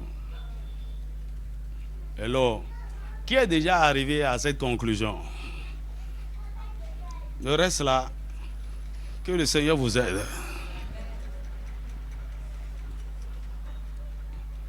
Vous n'êtes pas obligé. Ok? Et le contentement, c'est quoi par exemple? Si ce que tu as ne peut que t'offrir un repas par jour, offre-toi un repas par jour avec action de grâce et reconnaissance. Tu n'es pas dans la pauvreté, tu n'es pas dans la misère, tu es dans le contentement. Dis-moi amen. Mais parce que tu étais mis dans la tête, petit déjeuner. Ok, donne ça aux enfants. Ok, ils en ont besoin. Déjeuner. Ok, avec les enfants. Tu vois, il y a un principe, j'ai déjà éduqué Zoé comme ça. À faire de petit déjeuner là, c'est déjà sorti de sa tête.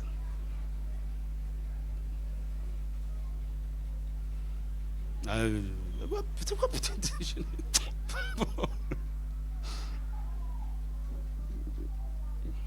Tu vois, ce monde nous a façonnés d'une certaine manière.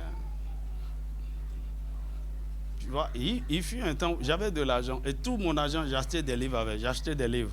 Et qu'est-ce que je fais? J'ai décrété des jeûnes. Je jeûnais tout le temps.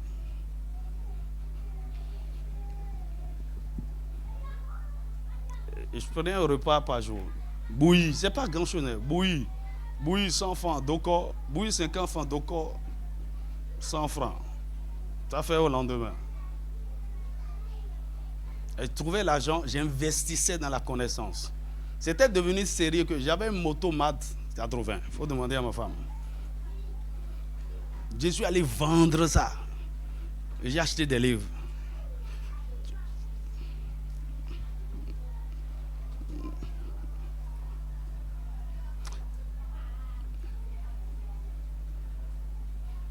J'ai trouvé, il y a quelque chose de plus important Le fait d'investir, d'investir dans mon homme intérieur, d'investir dans l'intelligence, dans la connaissance de Dieu. Le contentement. Écoutez, avant que Dieu ne vous donne beaucoup et beaucoup d'argent, vous devez arriver à cette dimension. Et cette dimension de contentement n'est possible que parce que vous aimez Dieu. Hello. C'est pas que tu es en train de t'apitoyer sur toi-même. Mon ami, il fut 1 an, 2 ans, je n'ai pas acheté une chemise, un pantalon ou quoi que ce soit. C'est quoi ton problème? Il faut que je... Retourne dans le texte. Si tu aimes Dieu, il dit car nous n'avons rien apporté dans le monde et il est évident que nous n'en pouvons rien emporter. C'est vrai ou pas? Maintenant, pourquoi tu veux accumuler les choses là? Tu vas mourir. C'est pourquoi tu n'as pas le temps. Tu es en train de courir. Tu meurs. D'autres personnes viennent gaspiller ça. Il y a même des gens qui disent ah, c'est à cause de mes enfants, je suis en train de me battre. Idiot. Tu es trop idiot. Ne te dis pas de te battre pour les enfants. Qui t'a dit de sacrifier ton bien-être, ta relation avec Dieu? Dis c'est enfant. Tu crois que c'est l'argent qu'on laisse aux enfants? Tu crois que c'est la maison qu'il faut laisser aux enfants? C'est ça l'héritage? Je sais que tu ne vas pas aimer mon message. Mais je t'encourage. Arrivé à la maison, il faut aller sur la chaîne, il faut réécouter. Dis Amen.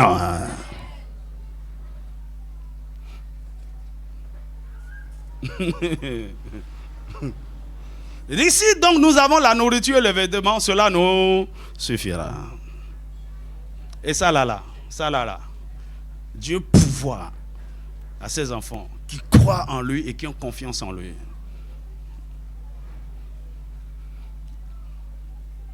Maintenant, il dit, mais ceux qui veulent s'enrichir tombent dans la tentation. Ils veulent s'enrichir.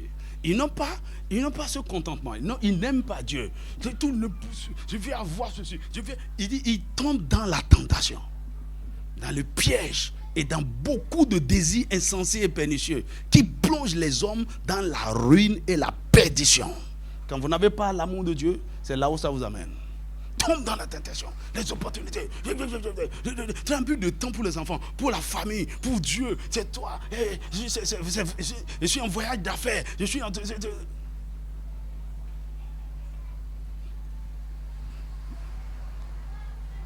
Et pourquoi? Pourquoi ces choses-là? Parce qu'ils n'aiment pas Dieu. Et n'aimant pas Dieu, ils aiment l'argent. Et voici la conclusion. Car l'amour de l'argent est une racine de tous les maux. Vous n'aimez pas Dieu, vous avez déjà tous les problèmes. Parce que vous êtes déjà maudits. C'est la racine de tous les maux. Et quelques-uns, en étant possédés, se sont égarés loin de la foi. Se sont égarés loin de la foi. Loin de la foi. Vous n'aimez pas Dieu, vous allez vous éloigner de Dieu. Loin de la foi. Loin. Il dit quelques-uns en étant possédés. Possédés de quoi? Pas dans l'amour de l'argent. Je veux dire quoi? Or, l'amour pour Dieu doit être votre possession. C'est ça qui doit vous posséder. Vous êtes possédés par l'amour de l'argent. Il dit, ils se sont égarés loin de la foi. Ils se sont jetés eux-mêmes dans bien des tourments. Que cela ne soit pas ta portion.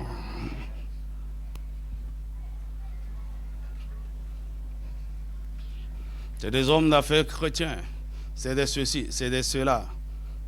Pourquoi il y a très peu de véritables riches dans l'église, dans le corps de Christ? Ils n'aiment pas Dieu. Le matérialisme, poursuite erronée de l'argent. Dis-moi Amen. Écoutez, l'amour pour Dieu vous donne accès à tous ces trésors. Ça vous donne accès à tous ces trésors. En fait, Dieu veut soutenir les cœurs qui lui sont entièrement dévoués et sans partage. De Chroniques chapitre 16 verset 9, il dit car l'Éternel étend ses regards sur toute la terre pour soutenir ceux dont le cœur est tout entier à lui. Si vous aimez le Seigneur de tout votre cœur, vous avez son soutien. Dis-moi amen. Ce sont ceux qui aiment Dieu qui sont éligibles aux exploits sur la terre. Dieu fera toujours des choses inouïes avec ceux qui l'aiment. 1 Corinthiens chapitre 2 verset 9. Il dit, ce sont des choses que l'œil n'a point vues, que l'oreille n'a point entendues, et qui ne sont point montées au cœur de l'homme. Des choses que Dieu a préparées pour ceux qui l'aiment. Pour qui? Pour ceux qui l'aiment. Donc, il y a des choses que Dieu, avant de faire avec vous, il regarde d'abord si vous l'aimez.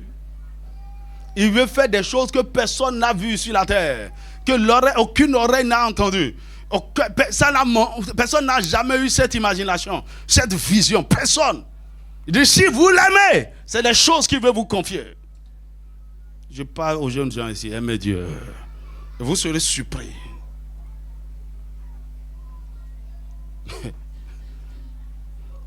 Pendant que les gens sont en train de vous classer dans toutes sortes de magazines, tout le classement est une erreur. Parce qu'il ne peut même pas quantifier ce que vous valez réellement.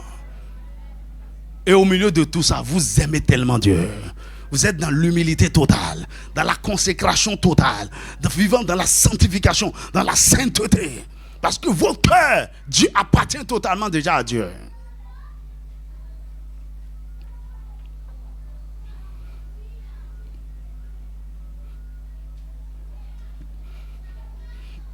Écoute, les amoureux de Dieu ont assez secrets ou assez voix qui provoquent ses œuvres. Dieu va vous montrer des secrets. Dimanche dernier, il a dit, on va tenir des masterclass et on va inviter Abraham, Salomon pour partager leurs expériences avec nous. En fait, je sais que tu ne crois pas Dieu parce qu'il parle de quoi même, mon ami. Il y a une dimension où l'amour de Dieu va t'amener. L'amour de Dieu peut vous amener dans une dimension dans le règne de Dieu où vous êtes autorisé à rencontrer les justes qui sont parvenus à la perfection et pour qu'ils vous enseignent certains secrets de Sion afin que vous dominiez sur la terre.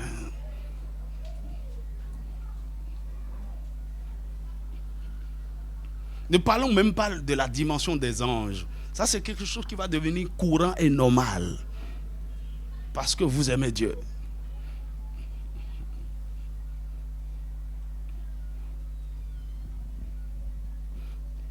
Donnez-moi Psaume 25, verset 12 à 14. Psaume chapitre 25, verset 12 à 14.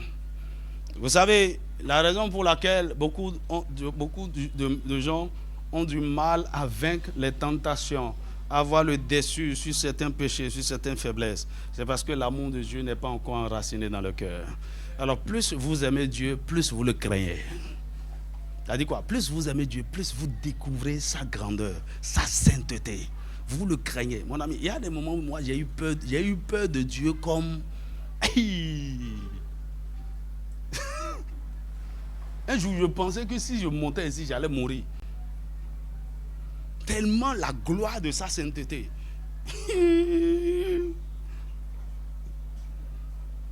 Tu es là à t'amuser avec certains péchés. Il dit non, il faut laisser ça, non. Il dit non, j'essaye, non. Tu ne comprends rien du tout. Il y a une dimension de l'amour de Dieu qui vous possède. Il dit, quel est l'homme qui craint l'Éternel? Et je vous dis, la crainte de Dieu vient de la révélation que vous avez de lui. Et ça, c'est l'amour qui vous pousse dans ça. Il dit, quel est l'homme qui craint l'Éternel? L'Éternel lui montre la voie qu'il doit choisir. Écoute, quand les gens ont du mal à entendre Dieu, voici ce qu'il faut faire. Voici, ils sont dans la confusion. Tu n'aimes pas Dieu. Tu n'as pas sa crainte. Il te montrera toujours la voie. Dis-moi un vrai amen. Verset 13. Son âme reposera dans le bonheur. Son âme reposera où? C'est pas qu'il aura le bonheur. Il va dormir dans le bonheur. Il va nager dans le bonheur. Et sa postérité possédera le pays. Ça posséder le pays, ce n'est pas juste prospérer. C'est dominer le territoire. Sa postérité possédera le pays. Il dit, l'amitié de l'Éternel est pour ceux qui le craignent. Dieu cherche des amis, des amis, des amis. Tu deviens ami de Dieu comme Abraham, ami de Dieu comme David, ami de Dieu comme Moïse. Ami, l'amitié de Dieu. Tu sais ce que ça veut dire? Tu deviens... c'est là que tu vas gagner les gros contrats. Les vrais marchés, mon ami, ce n'est pas auprès des gouvernements, ce n'est pas auprès des entreprises, c'est auprès de Sion. On veut faire ceci sur la terre, ça va impacter toute la terre, on veut te confier le projet. Voici la vision. Ok.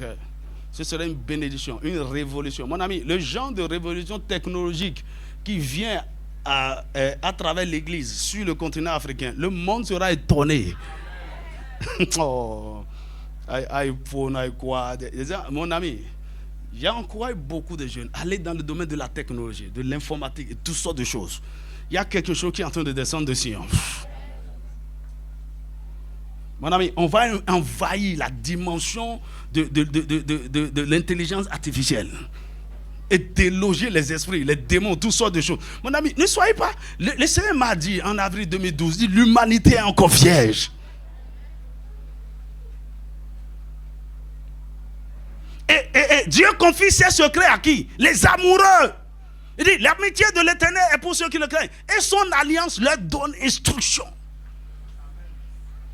Tu l'aimes tellement, tu vois, c'est ce qui a mis David à part. David aimait tellement Dieu, Dieu est obligé de rentrer en alliance avec lui. Il dit, à cause de cette alliance, David a un avantage maintenant. Vous avez des instructions, il vous oriente, il vous dirige. Il dit, mais le gars là, c'est bizarre. Comment? Il vient d'où? C'est quoi ça?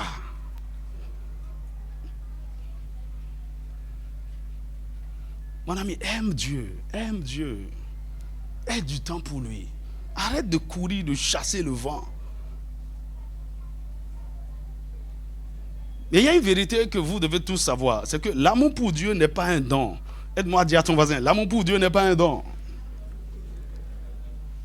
Si c'est un don, il n'allait pas dire que celui qui ne l'aime pas est maudit. Dis-lui, c'est un choix. Ce n'est pas un sentiment, ce n'est pas une émotion que vous ressentez. C'est un choix. C'est un engagement. C'est une décision d'aimer Dieu en retour en fonction de comment vous avez, de ce que vous avez découvert de son amour. Dis-moi amen.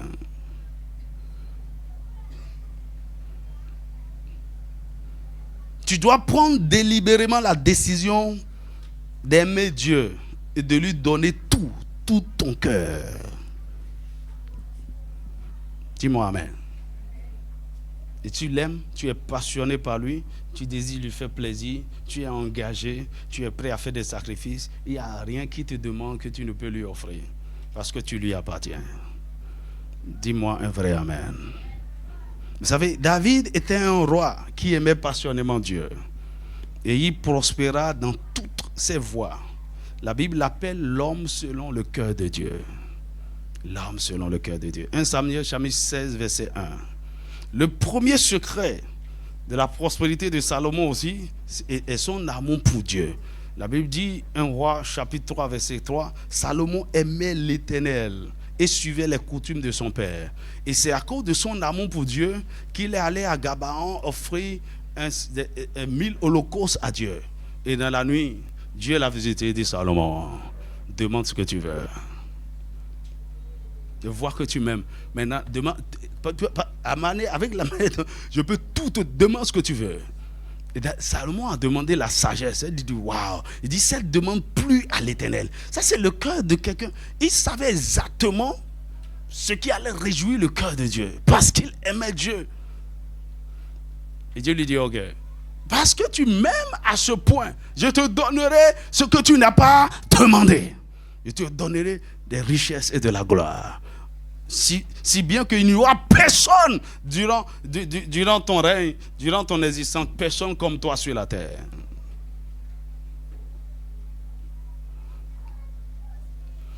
Abraham, celui par qui toutes les familles de la terre sont bénies. Celui qui est le père de la foi, extrêmement béni par Dieu. Il est parvenu à cette dimension de richesse à cause de son amour inconditionnel pour Dieu. La Bible l'appelle, dans Jacques chapitre 2, verset 23, l'ami de Dieu. Dis-moi Amen. Que dit du roi Josaphat? La Bible dit, il aimait Dieu et suivait les coutumes de son père David. Et durant tout son règne, Dieu le fit prospérer. Dis-moi Amen. Maintenant, il faut savoir, ces gens-là, dans l'ancienne alliance, ils n'avaient pas le Saint-Esprit en eux. Comment ils ont aimé Dieu?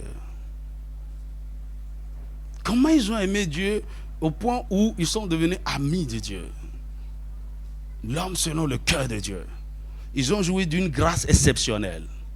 C'est pourquoi ils ne sont pas nombreux. Ici, aujourd'hui, dans cette alliance, Dieu veut que tout son peuple, toute sa famille, tous ses enfants l'aiment. C'est pourquoi il leur a facilité la tâche. Il leur a accordé ce qu'il faut pour l'aimer. Dis-moi Amen. L'amour dans cette nouvelle alliance, dans cette dispensation, doit être quelque chose de naturel. Pourquoi? Parce que nous avons reçu le Saint-Esprit, l'Esprit d'amour. 2 Timothée chapitre 1 verset 7. 2 Timothée 1, 7, il dit, car ce n'est pas un esprit de timidité que Dieu vous a donné, nous a donné. Au contraire, son esprit nous remplit de force, d'amour et de sagesse. Son esprit nous remplit de quoi? De force, d'amour et de sagesse. Romains chapitre 5 verset 5.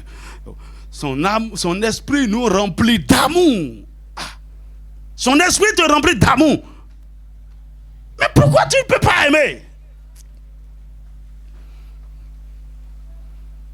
Il dit, oh, l'espérance ne trompe point, parce que l'amour de Dieu est répandu dans nos cœurs par le Saint-Esprit qui nous a été donné. Nous avons tous reçu le Saint-Esprit parce que nous avons accepté Jésus. Tu parles même en langue. Tu manifestes même des dons. C'est la preuve que l'Esprit qui répand l'amour est en toi. Mais pourquoi tu n'arrives pas à aimer? Il y a un problème au niveau de notre cœur, au niveau de notre mentalité, au niveau de notre perception. En fait, beaucoup de gens ne croient pas que Dieu a besoin d'être aimé, que Dieu a besoin aussi d'amour. Que Dieu, en tant que Père, a besoin de rentrer en relation avec nous. Et parce qu'il nous aime, nous devons l'aimer en retour.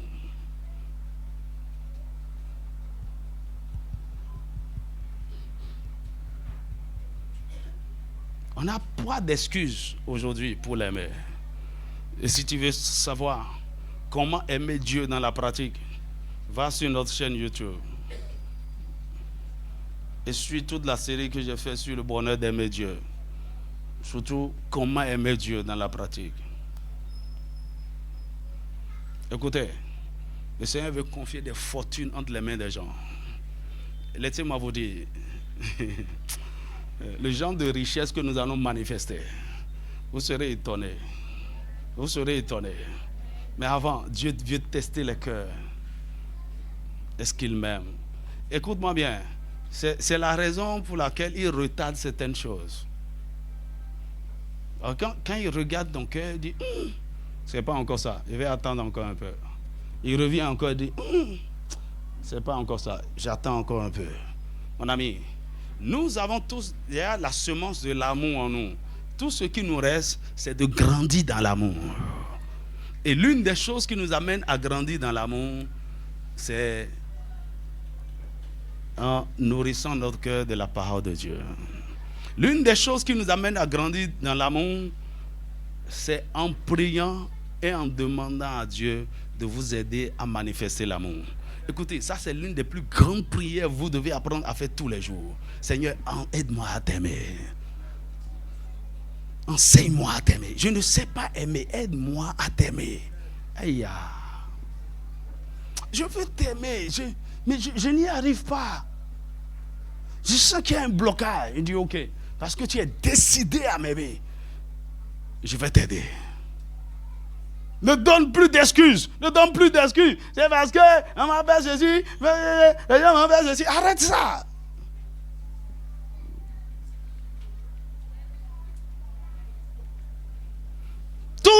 personne est qualifié, est obligé d'aimer Dieu. Parce que tu ne le fais pas. Dans cette dispensation, dit celui qui n'aime pas le Seigneur est maudit. Que la malédiction ne soit pas ta portion. Dis-moi un vrai amen. Cligne ta tête et bénis le Seigneur. Sane brado shakatane bra. Sane brako shakatanama. J'ai crié à Dieu et dit Seigneur, suscite ici un peuple qui t'aime vraiment. Un peuple qui t'aime passionnément. Un peuple qui t'aime pour qui tu es. Nebrosi katane brato shakatane bra. Nizikatane de brako shaketane bra. Nizikatane brasutene brako shaketane. Ni brasutene de brako shakatane bra. Oh Seigneur. Oh Seigneur. Merci pour la révélation de ta parole. Merci de nous aimer tant. Merci de nous faire du bien. Merci de nous rappeler l'essentiel. Et merci d'insister sur ces vérités profondes du royaume. Merci de nous amener au plus grand et le premier commandement. Le premier et le plus grand des commandements. Tu aimeras. Seigneur, tout d'abord, nous voulons te demander pardon. Parce que nous savons d'une manière ou d'une autre, chacun pour sa part, nous avons méprisé ce commandement. Nous avons déshonoré ce commandement. Nous avons violé ce commandement. Nous n'avons pas obéi vraiment. Nous avions pensé que c'est facultatif. C'est en fonction de nos sentiments, de nos émotions, alors que c'est un commandement. Seigneur, pardonne-nous. Pardonne-nous. Seigneur, nous étions dans l'ignorance, nous n'avions pas compris. Mais aujourd'hui, nous crions à toi. S'il y a une malédiction qui plane sur nous, sur nos familles, sur ton peuple, à cause du fait que nous ne t'avons pas aimé, que cette malédiction soit ôtée. Si quelqu'un a été rejeté, éloigné de toi, à cause du fait que nous ne t'avons pas aimé, Seigneur, dans ton amour, ramène-nous à toi. Ramène-nous dans ta présence.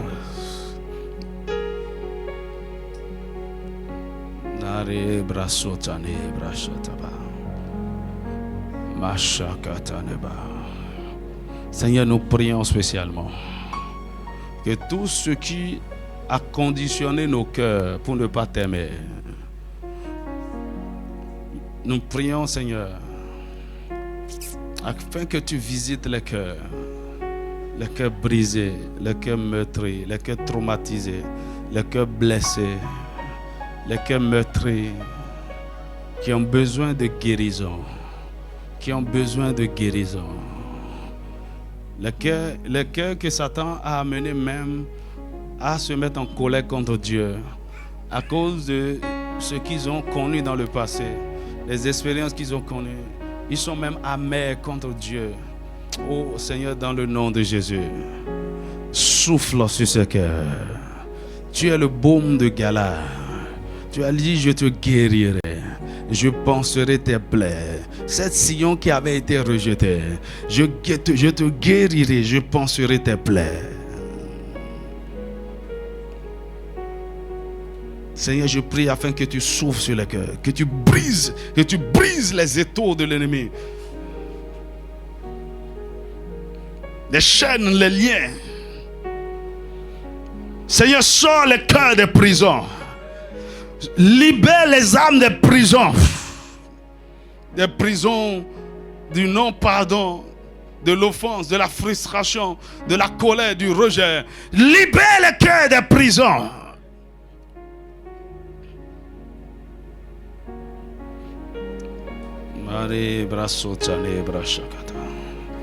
Seigneur, nous prions aussi afin que tu renverses les forteresses, les mauvaises mentalités que la religion nous a inculquées par rapport à Dieu, par rapport à l'adoration, par rapport à l'amour pour Dieu. Que cela soit brisé au nom de Jésus. Les forteresses que Satan a établies en nous, que cela soit brisé au nom de Jésus. Aide-nous à voir la lumière de la parole. Aide-nous à voir la lumière de la vérité. Montre-nous la vérité. Montre-nous la voie à suivre. Montre-nous le chemin. Dans le nom puissant de Jésus.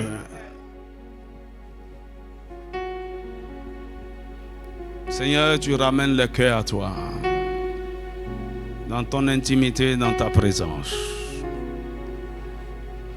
Seigneur, inonde tous les cœurs. Inonde tous les cœurs. Pendant les 3, 5, 10 minutes, inonde tous les cœurs de ton amour. Embrasse tous les cœurs par le feu de ton amour. Embrasse le cœur par le feu de ton amour.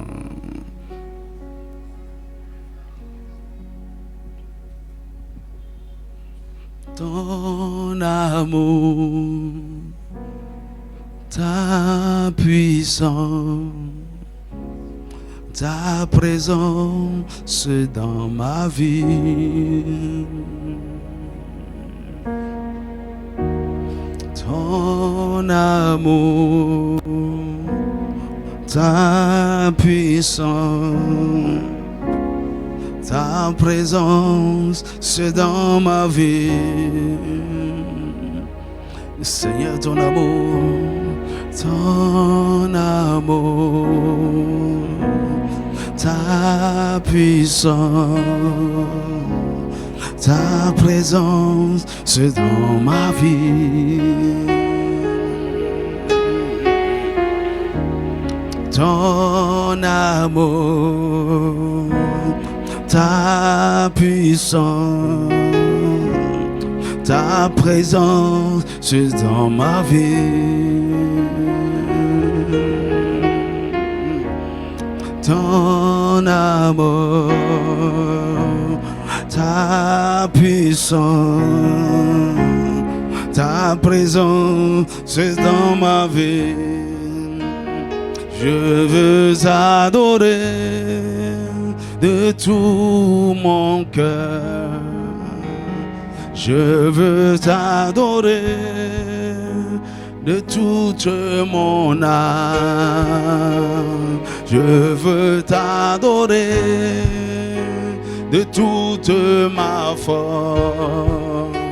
Car tu es mon Dieu. Tu es mon Dieu. I will worship you with all my heart. I will worship you with all my soul. I will worship you with all my strength. For you are my God. You are my God. Shakari Bradusa. For you are my God. You are my God. Masane Braga. Oh, we worship you with all my heart. Oh, we worship you with all my soul. Oh, we worship you with all my strength. For you are my God. Oh, que ton amour emplit le cœur. You are my God. Oh, remplis le cœur, Esprit de Dieu, Esprit de Dieu vivant. Répands l'amour, répands l'amour, répands les torrents d'amour. Que le cœur soit débouché. Que les conduits dans le cœur soient débouchés. Que le fleuve d'eau vive coule du trône de Dieu, inondant le cœur, empli de l'amour, embrasé par l'amour.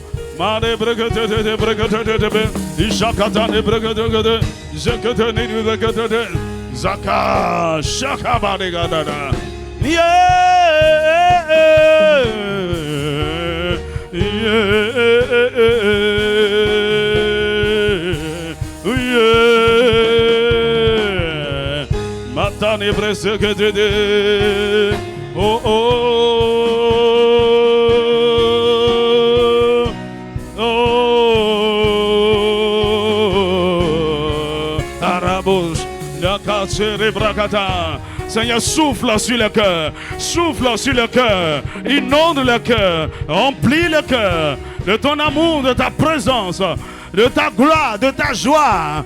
Seigneur, que le cœur brisé reçoive la touche de ton amour. Remplis le cœur de ta paix, de ta joie, de ta présence. Oh, accorde la guérison. Guéris le cœur blessé. Guéris le cœur meurtri. Dans le nom de Jésus. Je déclare la guérison dans le corps. La guérison dans le corps. La guérison dans les relations. La guérison dans les santé. La guérison dans les finances. Dans le nom de Jésus.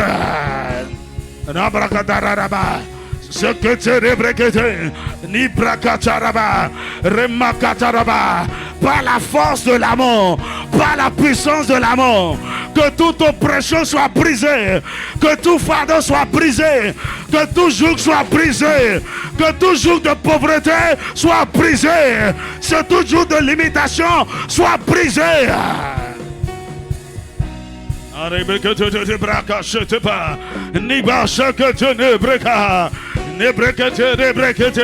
Iabro shakata rebra, ishikete rebrakaba, iakata rebrekete, ishakete librekete, iakata rebra, iakata rebra, iakata rebra, iakata rebra, iakata rebra.